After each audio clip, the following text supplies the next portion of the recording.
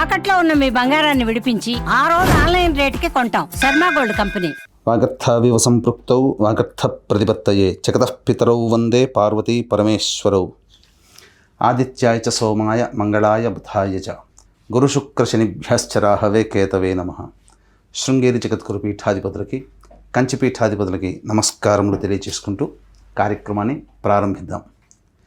వీక్షించేటువంటి Suman TV ప్రేక్షకులకి ఈ పరాభవనామ సంవత్సరంలో ఎలా ఉండబోతుంది, ముఖ్యంగా విద్యార్థులకి, ఉద్యోగస్తులకి, కళాకారులకి, సినీ రంగంలో ఉన్నటువంటి వాళ్ళకి, అన్నిటికంటే ముఖ్యంగా రైతులకి, అలాగే ప్రైవేటు కేంద్ర రాష్ట్ర ప్రభుత్వ ఉద్యోగాల్లో పనిచేసేటువంటి వాళ్ళకి, ఇలా అన్ని రంగాలలో ఉన్నటువంటి వాళ్ళకి ఏ విధంగా ఉండబోతుంది, రాజకీయ రంగంలో ఉన్నటువంటి వాళ్ళకి ఎటువంటి సంబంధించినటువంటి సమస్యలు ఎదుర్కోవాలి, ఏ సమయంలో బాగుంటుంది, అలాగే ఏ సమయంలో మనం కొత్త పనులు ప్రారంభించుకోవచ్చు, గురుబలం ఉందా లేదా, ఇలా అనేక విషయాల గురించి క్లుప్తంగా తెలియజేసుకునే ప్రయత్నం చేస్తాను.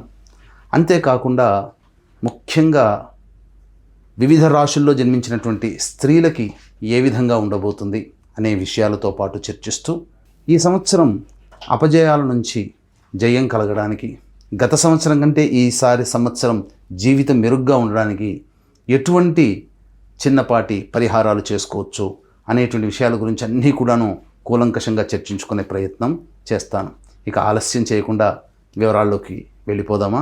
పరాభవ నామ సంవత్సరంలో కన్యా రాశిలో జన్మించినటువంటి వారికి ఏ విధంగా ఉండబోతుందో తెలుసుకుందాం. ముందుగా ఆదాయం 8, వ్యయం 11, రాజ్యపూజ్యం 3, అవమానము 3. ఇక ఈ కన్యా రాశిలో జన్మించినటువంటి వారికి ప్రధానంగా గమనించుకున్నట్లయితే డిసెంబర్ 5వ తారీఖు వరకు కూడాను రాహువు కుంభరాశిలో సంచారం చేస్తూ సంపూర్ణమైనటువంటి అనుగ్రహాన్ని కలగజేస్తున్నాడు. అయితే ఈ ప్రభావం వల్ల ఏం జరుగుతుంది, సోదర సోదరీమణులు, బంధువర్గంలో మీ మీద అసూయ రాగద్వేషాలు ఎక్కువగా ఉంటాయి. మీరు సాధించే విజయాల్ని ఓర్చుకోలేని నరదృష్టి ఎక్కువగా ఉంటుంది. అంతేకాకుండా ప్రధానంగా ఇతరులకు కుట్రలకి బలయ్యే అవకాశాలు ఎక్కువగా ఉంటాయి. కాబట్టి అయినా శత్రుంజయత్వం మీరు పొందుతారు. ప్రధానంగా ఈ రాహు అంత అనుకూలంగా కన్యా రాశి వారికి ఉంటున్నాడు. అంతేకాకుండా సప్తమ శని ప్రభావము ప్రధానంగా రాశి మీద కొంత ప్రభావాన్ని, దుష్ప్రభావాన్ని చూపుతుంది. అంటే అనుకున్నటువంటి పనులని ఆలస్యం చేయడం, ఏది తుదకంటూ పూర్తి కాలేకపోవడం, ఆశ ఎక్కువగా పెట్టడం అనేటువంటి ఈ యొక్క శని ప్రభావం వలన కలుగుతాయి.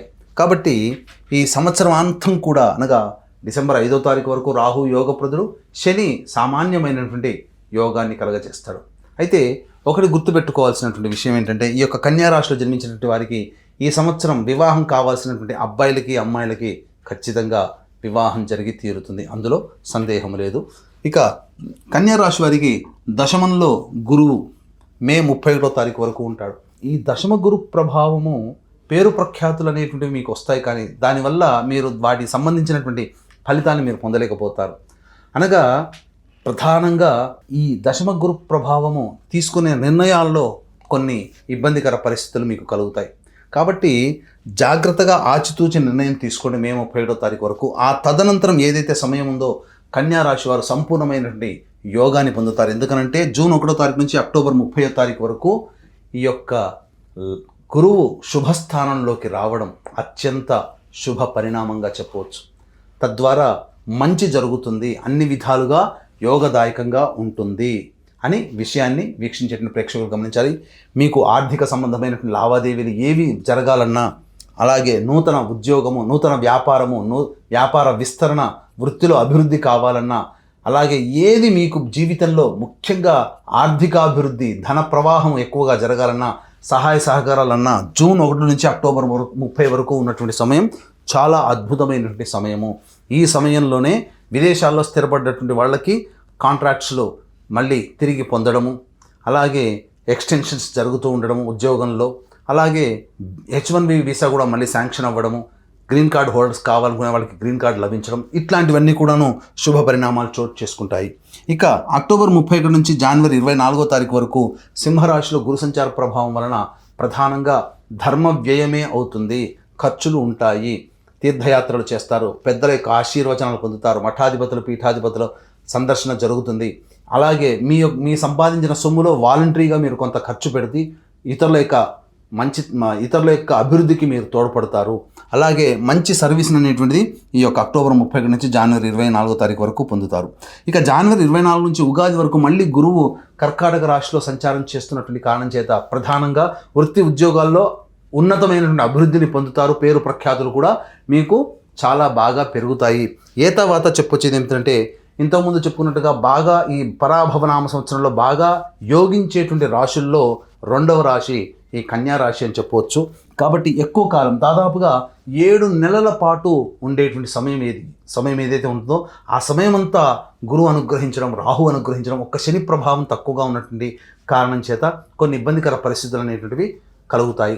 కాబట్టి అన్ని విధాలుగా యోగదాయకం. కేతువు కూడా ప్రధానంగా డిసెంబర్ 5 వరకు కూడాను సంబంధించి ఈ యొక్క ఆటంకాలను సాధారణంగా కేతువు ఆటంకాలే కలుగజేస్తాడు, పనులలో ఆటంకాలు. కానీ డిసెంబర్ 5 తర్వాత మళ్ళీ కేతువు కూడా లాభస్థానంలో చేరి ఉండడం, ఈ కారణం చేత కేతువు యోగప్రదుడవుతున్నాడు. రాహువు సామాన్యమైనటువంటి మిశ్రమ ఫలితాన్ని ఇస్తాడు. కాబట్టి ఒక రాహువు, కేతువు, గురువు ఇన్ని గ్రహాలు సంపూర్ణంగా అనుకున్నటువంటి కారణం చేత అత్యంత శుభ ఫలితాలు పొందేటువంటి రాశుల్లో ఈ కన్యా రాశి కూడా ఒకటి అని చెప్పవచ్చు. అయితే ప్రధానంగా ఈ యొక్క కన్యా రాశిలో జన్మించినటువంటి నిరుద్యోగస్తులు ఎవరైతే ఉంటారో ఆ నిరుద్యోగస్తులకి ఉద్యోగ ప్రయత్నాలు ఎప్పుడు చేసుకుంటే మాకు ఉద్యోగం లభిస్తుంది, అలాగే ప్రమోషన్స్ ఎప్పుడు లభిస్తాయి, లేదా వేరే సంస్థల్లోకి ప్రయత్నం చేస్తే ఎప్పుడు చేయాలి, అలాగే గవర్నమెంట్ కాంట్రాక్ట్స్లో ఉన్నటువంటి వాళ్ళకి బిల్స్ పాస్ అవుతాయా, కొత్త కాంట్రాక్టులు రావాలంటే ఏ సమయంలో చేస్తే బాగుంటుందనే విషయం గురించి క్లుప్తంగా తెలియజేసే ప్రయత్నం చేస్తాను.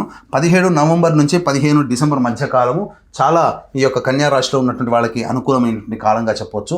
ఇక 15 జూన్ నుంచి 16 ఆగస్టు వరకు ఉన్నటువంటి కాలం కూడా చాలా అద్భుతమైనటువంటి యోగ కాలంగా చెప్పవచ్చు.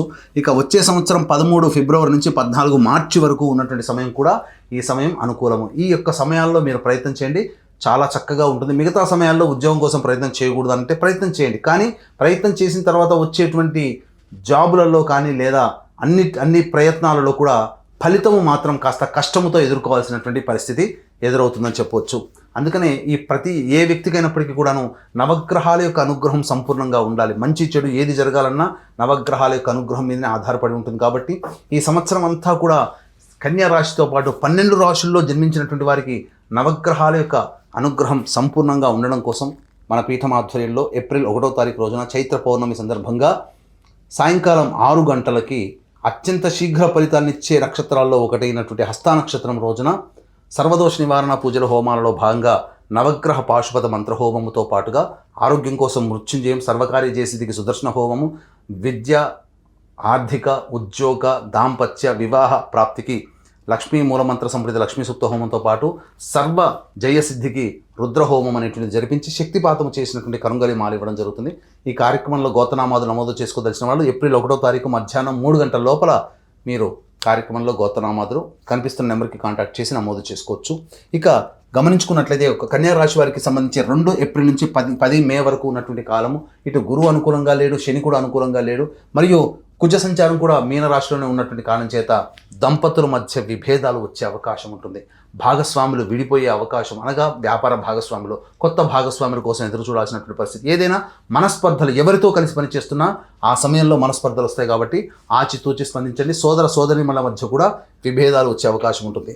11 మే నుంచి 19 జూన్ మధ్య ఉన్నటువంటి కాలం ఏదైతే ఉంటుందో ఈ సమయం కూడా అనుకూలంగా లేని కారణం చేత ప్రధానంగా ఆరోగ్య సంబంధంగా ఇబ్బందులు, శస్త్రచికిత్సలు జరిగేటువంటి అవకాశము గోచరమవుతుందని చెప్పవచ్చు. ఇక 20 జూన్ నుంచి 1 ఆగస్టు మధ్య ఉన్నటువంటి కాలము ప్రధానంగా ఆస్తి తగాదాలు జరిగేటువంటి అవకాశము గోచరమవుతుంది. అలాగే చెయ్యని పనికి నేరాన్ని మోపబడడం, తద్వారా శిక్ష పడడం అనేటువంటిది జరుగుతుంది. 1 ఆగస్టు నుంచి 17 సెప్టెంబర్ మధ్య ఉన్నటువంటి కాలము సంతోషంతో జీవిస్తారు. ఈ సంతోషంతో జీవించడంలో భాగంగానే ఎదుటివాడిని చురుకనగా చేయడం జరుగుతుంది. కాబట్టి అందరినీ కలుపుకొని పోయే తత్వంగా మీరు అలవర్చుకోండి, అన్ని విధాలుగా బాగుంటుంది. 18 సెప్టెంబర్ నుంచి 11 నవంబర్ వరకు ఉన్నటువంటి కాలం అద్భుతమైనటువంటి కాలం. ఈ సమయంలో మీకు ఉన్నటువంటి అన్ని రకాల పనులన్నీ పూర్తి చేసుకోగలుగుతారు. అన్ని రకాలుగా గృహ రంగంలో ఉన్నటువంటి వాళ్ళకందరికీ కూడా శుభదాయకంగా ఉంటుందని చెప్పవచ్చు.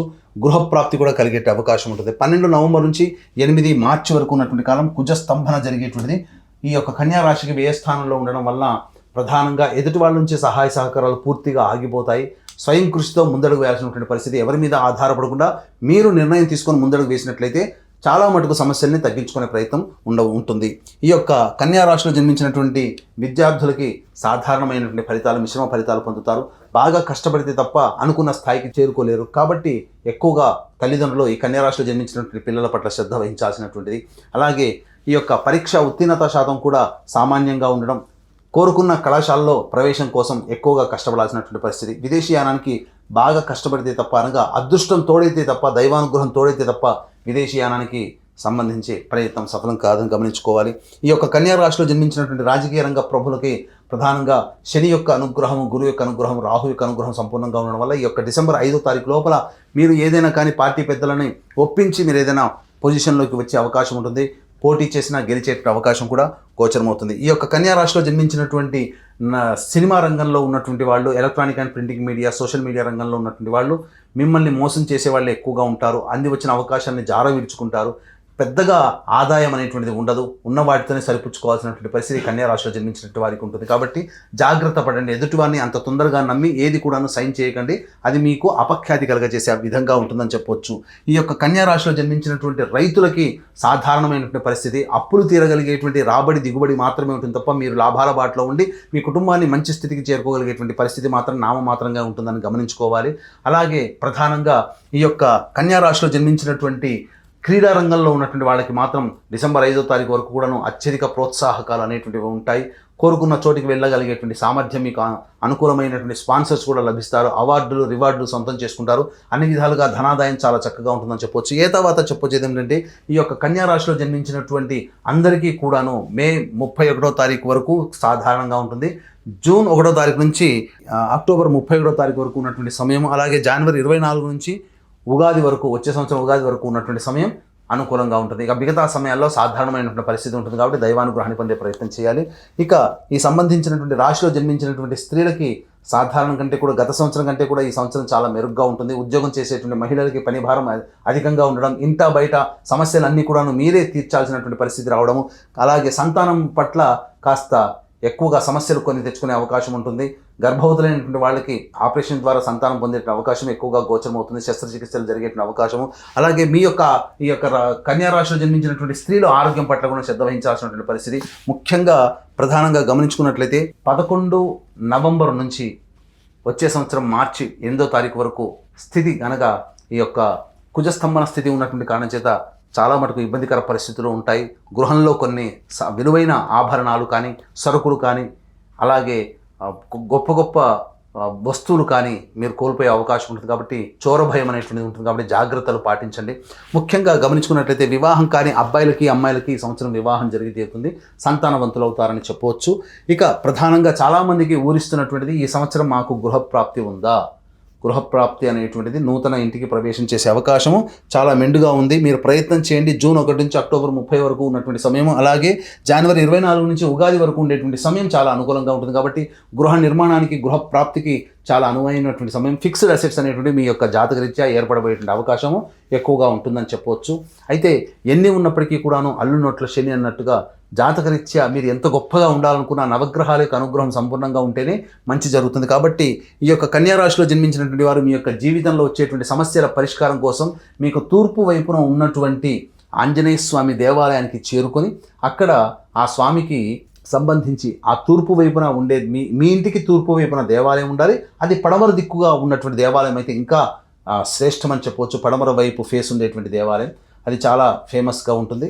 కాబట్టి ఆ సంబంధించినటువంటి దేవాలయంలో స్వామివారికి సంబంధించినటువంటి సింధూరము అద్దడము, అలాగే అప్పాల సేవ అనేటువంటిది చేయడం అనేటువంటి, తద్వారా మీ యొక్క సమస్య పరిష్కారమే అవకాశం ఉంటుంది.